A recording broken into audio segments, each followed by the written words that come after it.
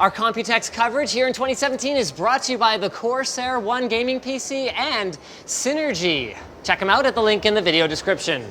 You guys aren't gonna believe this. We are in the back room. We are getting an early hands-on to give you some idea how fresh this product is. This is not even a real box for it. Look, it's like, I don't even know what this says, but like it probably says like top secret shit or something like that, because inside here we have ASUS's new flagship AMD motherboard, one that is for a socket that quite frankly is probably still quite a ways out from being something you can actually buy.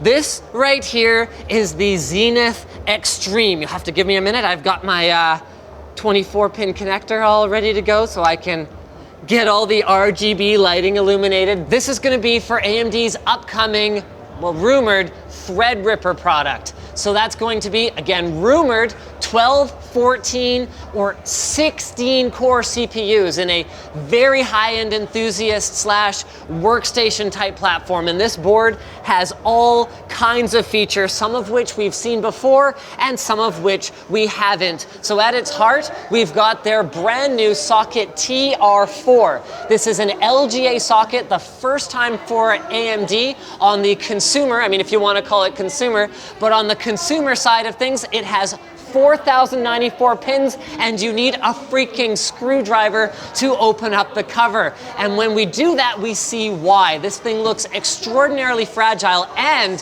has a configuration that I've never really seen before. It almost looks like it's two CPUs being installed in a single socket, which when you think about the fact that these things are gonna have 64 PCI Express lanes, might give you some hints as to how exactly it is that AMD is building up this sort of modular Zen architecture CPU here, looking pretty bananas. It supports quad channel memory and, oh, hold on a minute. What the actual hell is that? This is what ASUS is calling a DIMM.2 slot. Now, we've seen M.2 SSDs before. In fact, it's got one under the chipset cooler right down here, but this is the new way. So ASUS is building custom memory module looking things. They're still running off PCI Express, so it's not like a memory SSD Optane thing or anything like that, but you can put two on here for better cooling without having your SSD sticking out of the middle of the board. It's running an X399 chipset, another obvious move from AMD to make their board sound kind of like the Intel one, but like better. We're going all the way back to the Athlon XP performance rating days. Apparently, it's got two 8-pin power connectors, which again adds some more credibility to my theory about it basically being two CPUs in there.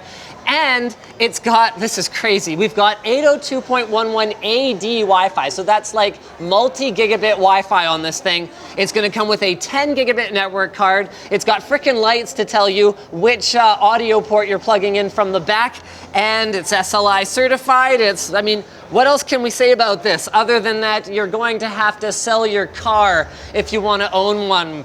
I'm estimating, no one here will confirm or deny, but this thing is gonna probably cost in the $599 US range, plus the fact that you're gonna be spending like $1,000 plus on a CPU to go in it. But at least, hey, you get an RGB backplate, right?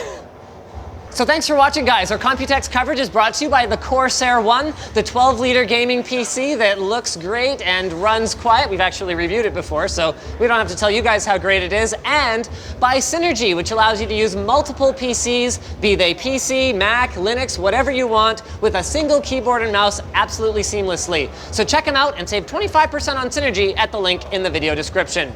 Don't miss any of our Computex coverage by getting subscribed, and I'll see you guys again at the next, like, dank-ass backroom early access thing.